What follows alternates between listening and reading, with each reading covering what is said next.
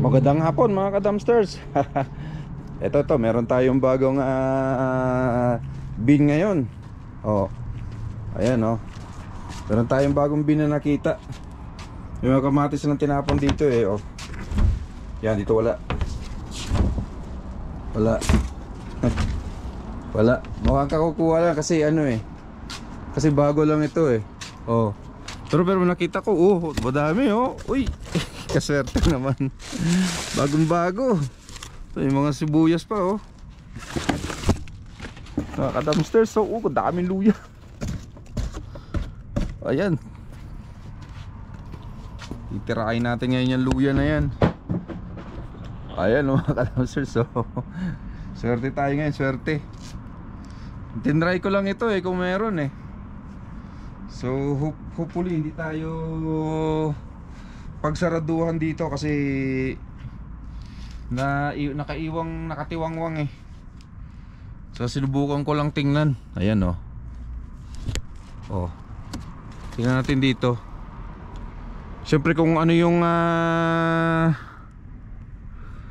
ginagawa natin dun sa kabila na kapag bago tayo lilinisan natin, ganun din ang gagawin natin dito, lilinisan din natin para hindi naman ano ba ito sa plastic na to.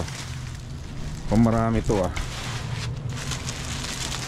damokmak na pera yata ito ay mayroong ano ay mga basura sa to oh diba ay mga ano pa oh hindi natin mapasok to mga ampalaya hindi natin mapapasok mangga pa oh oh pero may itim may tama na to. Kunin natin itong mga luya. Lagyan natin dito sa ano. Kakataon natin yan oh. Mga bawang pa oh. Oh. Bagong bago. Bagong lugar mga idol. So siguro matagal na tong meron din ganito kaya lang hindi natin napupuntahan gawa ng sabi ko subukan ko lang kung meron ayan oh. Daming luya oh. May mga ano pa, may mga green pepper pa. Tapos oh, pati mga bawang na buo. May green pepper, merong upo. Ayan oh. Next time babalik-balikan na natin to para malaman natin kung merong mga bago silang tapon at saka makapasok tayo sa loob. Sigurado to bukas dahil puno na. Naka-schedule na ito sa ano, sa pick up ng ano ng bin. Ano, parang doon din sa kabila na ano na yung mga tinatapon ganun din oh. Actually tiningnan ko lang siya muna. So tiningnan ko siya tapos nung nakita ko maraming tapon tulad nung sa kabila, so binalikan ko para makunan ko ng ano, makunan ko siya ng video. Ayan oh. May mga tapon din sa sibuyas dito oh. May puti, mayroong yan, may mga puti. Ayan oh, mga puti. Mostly may mga luya silang tinapon dami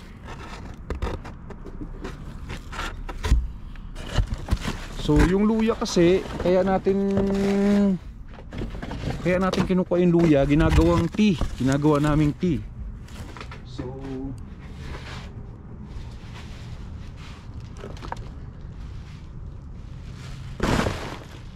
hinahaluan din namin siya ng turmeric, tapos ng mga itong mga luya na to para maging tea. Ayan. So instead na bumili kami nung tea na nasa bag, yan na lang ang kinukuha namin, ginagawa naming tea. At least galing sa fresh na ano siya, sa fresh na luya. So, may mga maliliit pa na sibuyas oh. Ayan oh. Oh, di ba? Oh, actually maraming tapon eh oh. Maraming tapon kung isa-isahin lang. Maraming tapon talaga. Hello.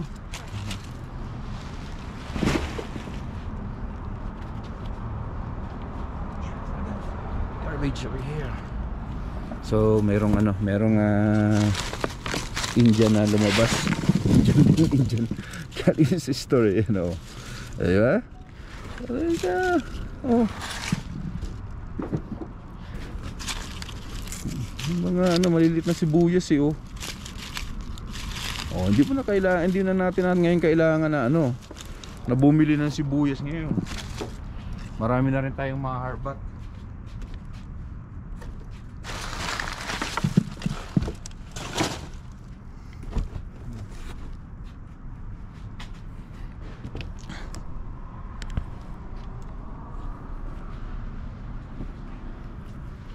Lagay natin dito para mabilis natin matapon. So, pasukin na natin para mabilis. Ang dami sana sa ilalim Pipilian lang natin kasi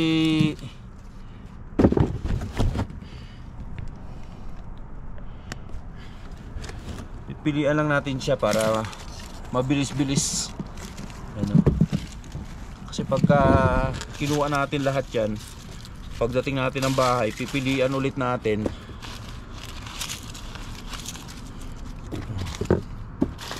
Mga puting sibuyas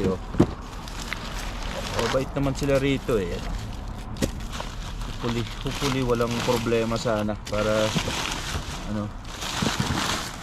ayan mga ka-dumpsters di ba?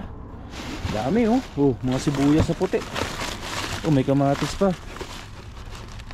Medyo matigas-tigas tong kamatis na to ngayon ilang piraso lang pero tigas-tigas ayan So ang kukunin lang natin ngayon itong mga nasa harap natin kasi sobrang puno na, ayaw ko nang magkalat. Tapos yung mga sibuyas, tapos yung ibang mga bawang, ay yun lang ang pipiliin natin. Kung ano lang yung, may mga upo na rin kung ano na lang yung makukuha natin kasi hindi naman po pwede na pumasok tayo sa loob. Actually nakaangat na ako dito na ako sa taas so kukunin lang natin yung mga pwede nating mapakinabangan muna, tapos sa susunod aanuhin na natin yan, aaraw-arawin na natin puntahan para makuha natin kung ano yung mga pwedeng pakinabangan. Ang daming puting ang daming puting sibuyas. Hindi ko lang alam kung ano pa to. Yan Okay. Try lang natin na ma-save kasi sayang. Ayan. So ayan yung mga naharbat na natin. Madami-dami na yan. Actually marami pa sa ilalim marami pa sa ilalim. Hindi tayo makaharbat ng gawa ng punong-puno.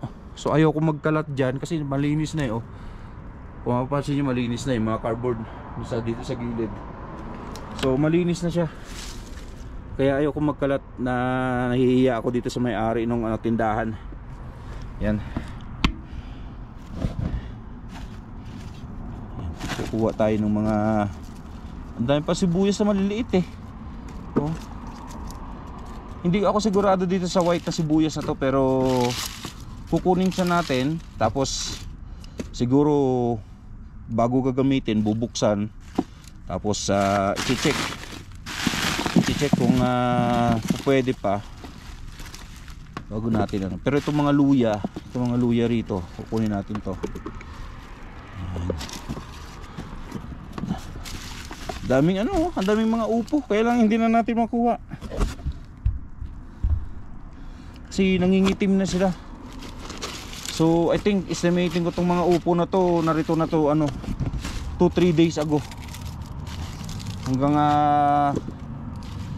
matambakan na ng matambakan. Kasi ganito yan sila rito eh. Habang may tinatambak sila, pile lang ng pile, tapos tatawag nila doon sa nagpipick up ng garbage na puno na, tapos pipick upin. Yan. Ayos. Yan oh. Aba, ang dami pa oh. Talaga. Hindi lang tayo naka ano dito. Sobrang dami. Oh. Ayan. Kamatis oh. May bulok na pala yung kamatis, ayan. Kunin ko pa naman sana yung mga kamatis, pero may mga tama na pala. Yan oh, katulad nito, meron na siyang tama yan oh. Oh, ito meron na oh. May mga matigas pa sana. Yan. Ayan pa oh. Ayan. So ngayon, bago natin siya iwanan dito, dilinisan natin para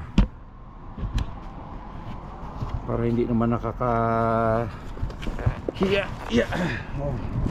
Oh, ayan oh. Isang box din tayo mga idol oh. Tapos ngayon gagawin natin, babalik na natin itong mga recycle na to. Marami pa actually oh. Ayan pa oh. Pwede pang pipilian. Kaya lang medyo malalim na rin kasi actually gabi na. Gabi na. Mag-aalas 10 na ng gabi, pero kung mapapansin nyo, ang liwanag pa. So ganito sa Canada. Pagdating ng pag maga-summer na, yung alas 10, alas 11, parang dapit hapon pa lang. Ayan. Ang dami pa mga idol oh, pero napagpilian na natin yan eh. Kinuha lang natin yung mga ano, pwede lang nating mapakinabangan talaga. So sa susunod, babalikan natin to para makita natin kung ano mga pwede mapakinabangan. Hello sir. So yan, tatapon siya.